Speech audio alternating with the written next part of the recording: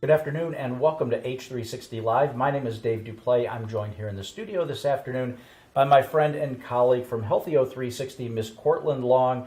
Well, Courtland, how you doing today? I'm great, Dave. How are you? I'm doing fantastic. You know, a long flight out to California on Sunday that we took. Yes, it was quite long. I got some good sleep. You did get some good sleep. I can always count on you that when the plane takes off, you fall fast asleep, Yep. but you're well Right rested when we got there.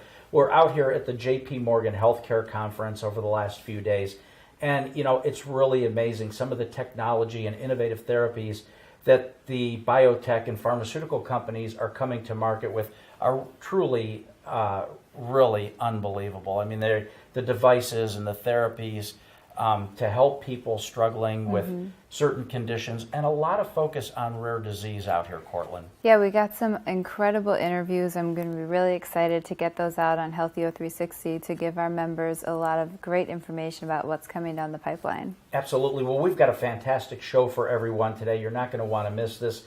Coming into the studio a little later on is Kyle Brooten, and Kyle is going to be talking to us about being a testicular cancer survivor.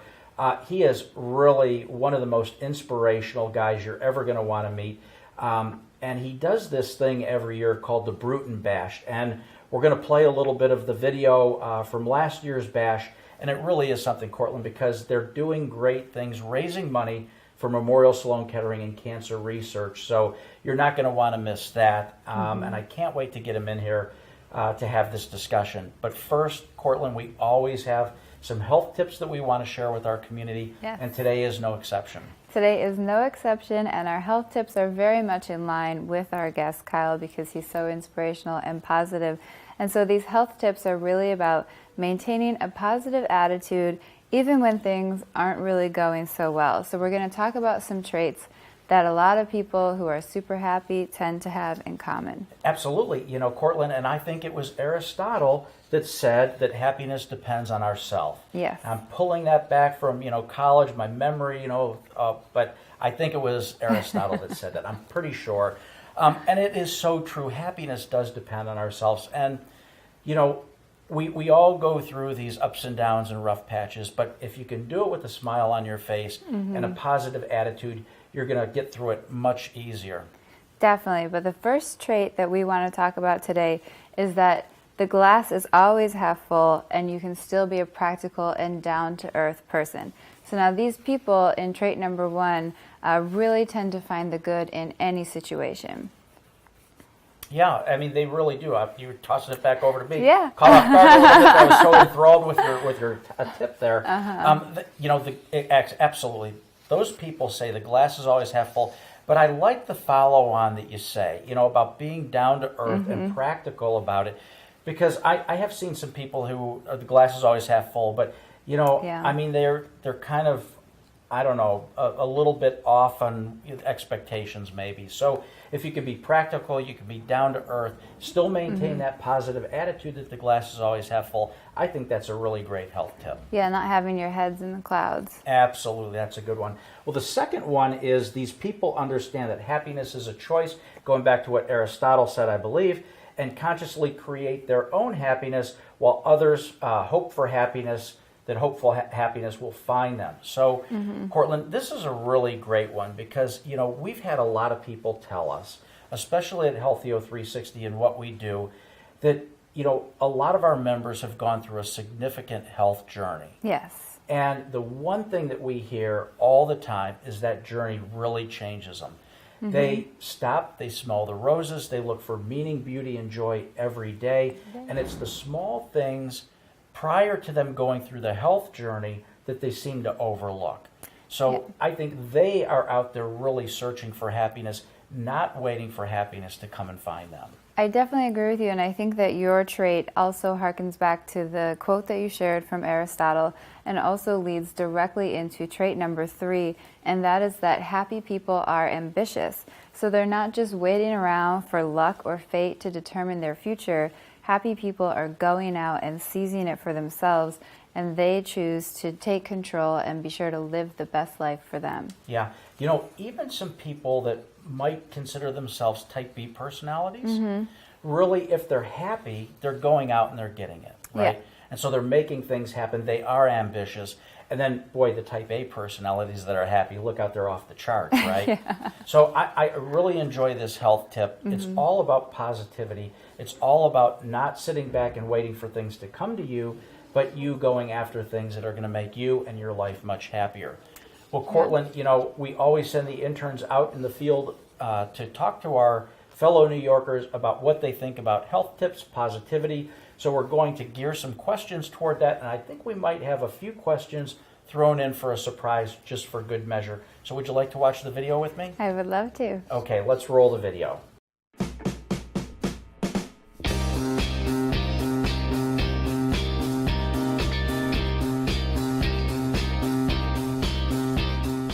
Do you consider yourself to be a positive person? Yeah, I do. Yes. I think so. I tried to be, at least. Yeah. Okay. So, since you tried to be, how do you maintain a positive mindset when things are not going so well? I think it helps a lot to just take it easy, step back a second and look at everything and realize that not yelling or getting frustrated is going to make the situation a little easier. I try to remember that it isn't the end and that you can still work towards making it better. I will try something is not have the same meaning of the original thing. Yeah, like doing something very different for yourself. What do you do to create happiness in your life as well as others that are surrounded by you? I think a lot of times I just have to laugh at something, and it might not always be the right thing to laugh at, but you know, 90% of the time it's helping. I like to share some great things happening during my side. Like sharing happiness thing with your friends and family is it's my way to keep myself happiness. I try to always maintain my happy mood and help others out, and hopefully that brings them happiness. And I like to think I'm kind of funny and I like to make people laugh, so yeah. Studies say that happy people are ambitious. So what are you ambitious about in your life? Yeah, I think like doing something for work. If you are not interested in that, or like you don't have the passion about your job, that will kill yourself. I have a lot of ambitions. I'm trying to get into grad school, trying to stay positive about that, hoping I get in. Yeah. I'm ambitious about, I guess, being successful, not exactly in a monetary way, but in just a happy with myself way. Yeah, okay. So, you know, if I'm being happy in life and that's making myself happy and content, then yeah.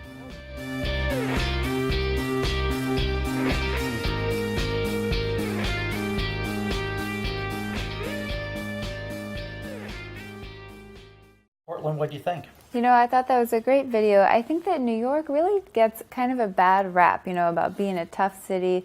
But a lot of the New Yorkers that were interviewed today, I think really had a very positive mindset, saw the glasses half full, and were really go-getters. Yeah, well, New Yorkers are go-getters, Yeah. right? So that's a given. But I agree with you. A lot of positivity, a lot of folks that it seemed like the glass was always half full, but not looking through rose-colored glasses. Yes, right? very important. Yeah, very important to stay grounded, you know, keep a focus, be positive. Don't wait for things to happen, but make them happen. Go get happiness.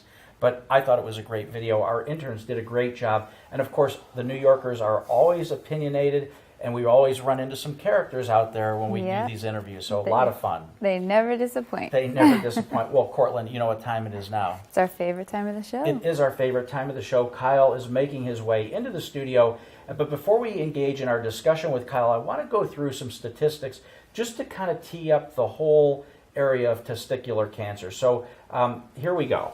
About 8,500 new cases of testicular cancer will be diagnosed, and these stats are according to the American Cancer Society for 2015. So they're last year's stats, and I think those numbers are pretty close, about 8,500 new cases. About 380 men died last year of testicular cancer, so a relatively low number. That's good. I think early detection is key to minimizing the number of deaths. The incident rate of testicular cancer has been increasing in the U.S. and many other countries for several decades. I'm interested to hear about that and why that is happening. And then the average age at the time of diagnosis of testicular cancer is 33 years of age, so it's diagnosed relatively early in life. And because testicular cancer usually can be treated successfully, a man's lifetime risk of dying from this cancer is very low. It's 1 in 5,000. So that's some good news. Well, Kyle, welcome to the show. We're glad to see you. Thank you for having me, Dave and Courtland. And I got to tell you, I really enjoyed the video from the Brooten Bash. It was fantastic. We're going to get into talking about that in a little bit. But we've got so many questions for you, and we really want to focus on your journey and how you stayed positive. So let's jump right in. Yes, well, Kyle, again, thank you so much for joining us. We're really excited to have you. Now, I know that, Dave and I know a little bit about you from working with you on the Brooten Bash video and some other projects. But can you give our viewers a quick introduction as to who you are, what you do? Yeah, of course. I'm 29 years old. I grew up in a real small town in north central New Jersey. I come from quite a big family. I'm one of 5, including a twin brother. So that was interesting growing up. We had a lot of fun times together. I went off to college in Pennsylvania, played soccer for 4 years, majored in elementary education. Tried to go that route for 6 years. Didn't quite work out how I hoped it would, but took a chance and made a career change after my cancer journey. And now I work here in Manhattan for a Turner Construction Company as a field engineer. So interesting, you've made some life choices. We'll get into probably some of the choices you were thinking about as you were going through your journey, because as you know, as one of the tips that we talked about, and we hear this all the time, people go through this journey of cancer and then they get out the other end and they look at life in a whole different way. Of course. Yeah, it really puts things in perspective. A lot of cancers are hereditary type cancers, right? So there are gene mutations that if you have one of these mutations, such as BRCA or Lynch, you're susceptible. Your chances of getting that cancer are much higher. Did testicular cancer run in your family? It did not. No. As far as I know, I'm the first one in my family to have it. I only have grandparents that are alive, but they knew no one that had that type of cancer. My father and grandmother both had basal cell cancer on the skin. Both had it treated, and they're okay, but nothing like testicular cancer. Yeah. So, Kyle, this form of cancer doesn't run in your family, and we've heard from many young breast cancer survivors about the importance of doing self-examinations.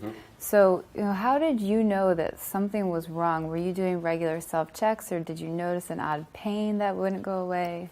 Yes, I mean, I wasn't really doing self-checks every month. I mean, when I knew something was wrong, my left testicle was enlarged and firm. So that was my first clue. But I didn't say anything to anyone about it for a few weeks. It wasn't until I had a pretty serious pain in that area. Because, I mean, as a 26-year-old male was when I was the age when I was diagnosed. You don't think cancer. You might think it's... My first instance was maybe a sports hernia. A sports hernia. But it turned out that it happened to be cancer. But it wasn't until that sharp pain is when I took action and found out what it was. So you feel the sharp pain. Do you go to your primary care physician? Do you say, boy, I think this is significant, I think. I need to go see a urologist. What were your next steps? So yeah, we went to urgent care. I was actually on vacation in Cape Cod at the time of my diagnosis. So I went to urgent care center up there, and then they referred me to the hospital, to the ER, had an ultrasound. And from there, once it was confirmed what it was, when I went back home to New Jersey, I went to a urologist and took the next steps from there. So you get the diagnosis, you're on vacation. Yes. So from urgent care to ER probably did some ultrasounds or ran some tests, right? And then they come in and they sit you down and they say, well, Kyle, here's the news. Yes. You're on vacation, you're relaxed, the family's with you, right? Because this is your Yes. annual pilgrimage to Cape Cod, as Exactly. I understand, right? Yes. Mhm. So what goes through your mind at that very point? My life just kind of flashed before me. You never think, like I said before, you never think it's going to be you, especially at my age. But I kind of accepted it and was shocked, to say the least. My mom was actually right there with me when we found out, and I think she held it together better than I did, which was pretty amazing. But yeah, like I said, life flashed before my eyes. Shocked, but you know what? I was determined, and the doctor did say, if you have to get cancer, testicular cancer is the one to get because of such a high success rate. So I was encouraged and just wanted to beat it. I was determined to beat it. Yeah. Well, as you're going through this journey, you know, at some point you made the decision to take a selfie every day during your treatment, and there's a really awesome video of all your selfies out there. So what I'd like to do is I'd like to play this video for our viewers, and then we'll come back and talk to you about it. So Greg, would you go ahead and roll that? The day was August 10th, 2013. I was just a young man at 26 when I received news that ultimately would change my life forever. "You have testicular cancer," were the words that the ER doctor spoke to me that Saturday afternoon. This news was obviously shocking to me and my family, but I wasn't going to let it define me as a person. After the initial surgery to remove my left testicle, blood tests revealed that I was cancer-free on September 26th. Several monthly checkups with my doctor at Memorial Sloan Kettering Cancer Center followed, and I was doing great. However, my spirit would be tested again when at my March visit, blood tests showed that my tumor markers were on the rise. With the cancer returning and chemotherapy looming, I was faced with another challenge, but I was determined to not let it get the knockout blow. April 28, 2014 started my first of 4 rounds of chemo, as well as my daily selfie. I went in with a smile on my face and came out like a champ every single day. The final segment of my story concluded on August 20th with lymph node dissection of my stomach and abdomen to remove the cancer once and for all.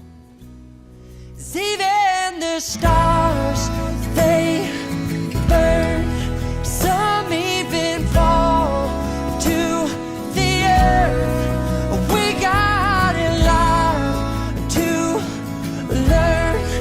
God knows we're worth it.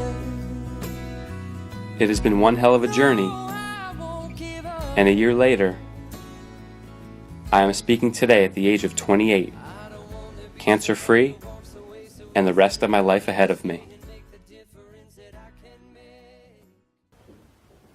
Well, Kyle, that was such a great video, and thank you for sharing that with us and our members. So how did you come up with this idea of taking a selfie every single day throughout your treatment? So yeah, I've always been a pretty positive guy, even before what I went through. So I just decided it would be pretty cool to see the progression as I went through the treatment. Hair, no hair, and then hair again. But in my mind, I knew I was going to be okay. I was going to beat it. So it was easy to stay positive throughout and give a smile and a thumbs up every day of my treatment. Now, I have to say, as I watched the video, you look pretty good bald. Have you thought about going with that bald look permanently? Everyone I talk to say, you have a really good bald head. Yeah, I noticed that. No kidding, because I thought about shaving my head. Yeah. You know, every once in a while we run into these organizations who are shaving their head for cancer or something. I'm always ready to be the first one to jump in, but there's always somebody that says, no, Dave, that's, we have a show to do, and, come on, let's be real here. Yeah. But you look great bald. Well, I thank you. Yeah, I mean, I wasn't sure how I was going to look. I did have a buzz cut kind of in college when I was playing soccer. Some of the teammates did that. So, But yeah, I kind of knew, but didn't really know how it was going to be when it was totally gone. But I guess it looked okay. Yeah, it looked great. So I have to tell you, so, you heard some of our health tips, all about positivity, right? And, you said yourself you were a pretty positive guy. Yes. Prior to getting the cancer diagnosis. Where do you get that? Does it come from somebody? Do you look up to somebody? You also said, when you got the news, your mother handled it better than you did. Right. So is there somebody in the family? Is it your mom? Is it a close friend, or other relative that you turn to and draw inner strength from, and that drives that positivity in you? Yeah, I mean, I think going along with what you said about my mom, yeah, we're a pretty close family. We do a lot of things together, holidays. Growing up, we would go on vacations together. So I think just being part of such a tight-knit, positive family, that definitely is probably where I got it from. But also my dad, he was a very strong person in my journey as well, driving me to treatment, always being there with me while my mom was working. My dad, he's retired, semi-retired, but he was able to be there with me throughout every step of the way. So that has definitely helped me remain as positive as I did. Yeah. That's awesome that you had such great support throughout your whole treatment journey. And so last year you held the Brooten Bash, which was, an effort to raise money for cancer research. Can you tell us a little bit more about that event? Yeah, so it was held in Summit, New Jersey, where like I said, I used to be in the education industry at elementary level. So when I was going through my treatment, the physical education teacher who's in a rock band at this school, he had the idea of holding a benefit, and he originally wanted it to benefit me. But I said, you know what, I've had a lot of support from the community, the Summit community, as well as my hometown in Peapack, Gladstone, New Jersey. Family, friends, they've been very supportive. So I said, you know what, I want to have it benefit Memorial Sloan Kettering. So he was right on board, and along with him and some other staff members at that school, but even the Summit community, the parents, the families, they were the number one kind of helpers in this event. Where there was a silent auction, the gym teacher's band was there playing. And even before this, the Summit families, some of the kids held lemonade stands for me, so it's pretty amazing. So we had this event, and we raised about $4,500 for Memorial Sloan Kettering cancer research. So it was pretty amazing night, one that I'll never forget. Yeah, way to go! That's a great cause, and it was a great event, and we truly. The video was great. Your grandmother made an appearance. Yes. She's a dancer, and she showed her moves in the dance floor. It was pretty amazing, right? She's pretty amazing. She's 92 years old, and at that event she did a split for everybody, which was pretty shocking to everybody, to say the least. But she enjoys it. She likes doing it, and it was a pretty awesome thing for that night. Yeah. So Kyle, I have to ask, you get this diagnosis, you're going through treatment, it's testicular cancer. And I'm sure that many of the people that are watching this show, especially the men that are watching the show, that might be, approaching 30 or this age where testicular cancer presents itself, were you concerned about the impact that this cancer might have on your relationships going forward or current relationships?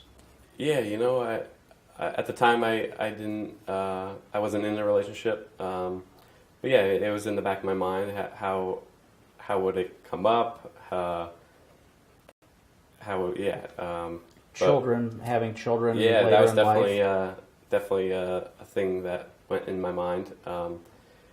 And lucky enough, when I got through the chemotherapy, I had surgery to remove lymph nodes from my abdomen and stomach. So there was definitely a possibility, a risk that that I may have lost the ability to have children naturally. Luckily, I am still capable, but to be proactive, I did go to a sperm bank, and so if I did lose the ability, then I do have the backup, so to speak. The reserve. Yeah. Well, another thing that we hear that young patients with cancer have concerns about or struggle with is keeping up with their demands of their career, or possibly explaining a large gap in their employment history. So, did you find that that was a challenge for you, or if you were employed at the time, was your employer understanding about the treatment that you'd have to go through and the time it would take? Yeah, so when I was diagnosed, it was in the summer, right before the school year started, and I had just accepted a position to teach in Maplewood, New Jersey, a couple months before that. So when I found out the diagnosis when I was on vacation, the school year started about 3 weeks later. So yeah, it was definitely a thing that I was concerned about. I didn't know if I was going to be able to continue. But when I was diagnosed and I had the initial surgery, I was actually determined cancer-free 3 weeks later based on blood tests. So I was able to continue teaching. I would go once a month for checkups. It wasn't until 7 months later at it was March of 2014, 7 months after August 2013 when I was diagnosed. So at that time, I was just day-to-day subbing.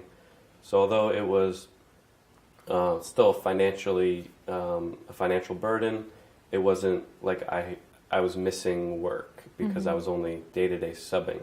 So, but all the principal and staff members were very supportive of me when I did have to leave for a checkup. But then when I had the treatment, I was just subbing, so I didn't have to miss any work. I just didn't get the chance to sub at that time. Yeah. And this is kind of changing with time, but in the past, people wouldn't talk about cancer, right? Yeah. You'd always, if somebody in the family was diagnosed, you'd see the adults kind of congregate in the corner, and they would never say the word cancer. It was it's the C, I guess, right? They'd talk in code almost. Mm-hmm. And it was very difficult for people to bring it up to family, friends, and have a meaningful discussion. When you were diagnosed, did you find that to be, a difficult conversation talking to friends? Your family is one thing, of course, they're there when you're diagnosed, but, to go back and you're going to embark on this journey, right. Was it a difficult conversation, and how did you have that? Yeah, I mean, first, when I was in Cape Cod, just my just my mom and my dad were there that knew. We didn't tell anyone else until after the vacation was over. So it was hard though, especially my family, my siblings and my grandparents. It was hard, but I opened up pretty quick about it. Friends, I would tell, and they were very supportive of me. But like you said, not a lot of people want to talk about it. I became very open about it, and once I became open about it, not everyone, but a lot of people said, "Oh, my brother-in-law has testicular cancer. Right. He's married with 3 kids now." Mm-hmm. So it gave me hope and more encouragement and determination that I was going to be okay. Yeah.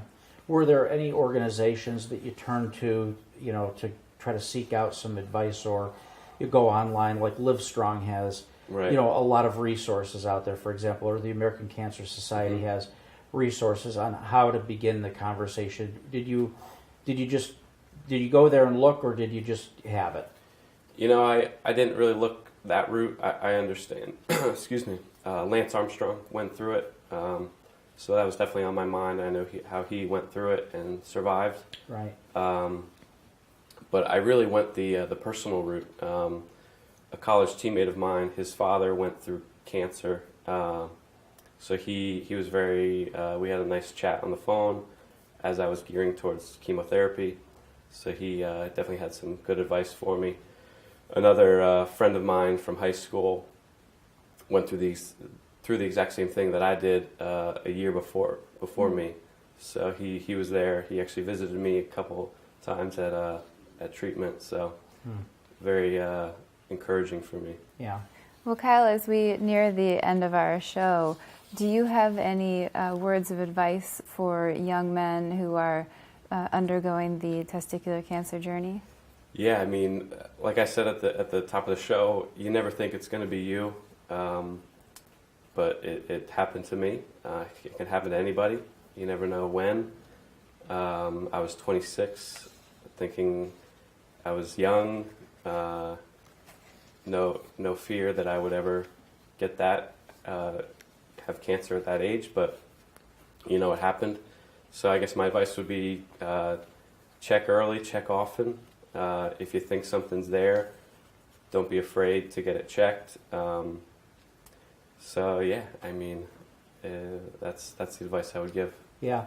You know, that's very good advice, and I just want to end on something. You know, self-check is so important, right? Not just in men with, for testicular cancer, but also women with breast cancer. So if it's diagnosed early, it saves lives. So, perform those self-checks, be diligent about that, because the life that you might save could be your own. So it's very important to do that. Well, Kyle, thanks for coming into the studio today. If I decide to shave my head, I'm going to send you a picture, and I'd love to get your opinion on it, but I don't know if that'll happen anytime soon. So thanks again. We'd like to stay in touch and have you back on the show and hear about how you're doing. We'd like to thank our viewers for tuning in this afternoon, and of course we have to thank our sponsors for making this all possible. Remember, all of our episodes can be viewed on demand at healthyo360.com, and our podcast can be found in the iTunes Store. Well, Courtland, I think you want to share something about our social media efforts? Yes, well, we love social media at HealthyO360, and we're on Facebook, Instagram, Twitter, and Pinterest. We use the hashtag #RealStories when posting, and we would greatly appreciate it if you would do the same. On behalf of Dave Duplay, myself, and the entire HealthyO360 family, we'd like to thank you for joining us today, and we look forward to seeing you again next week when we're talking with Dr. Ira Jacobs all about biosimilars.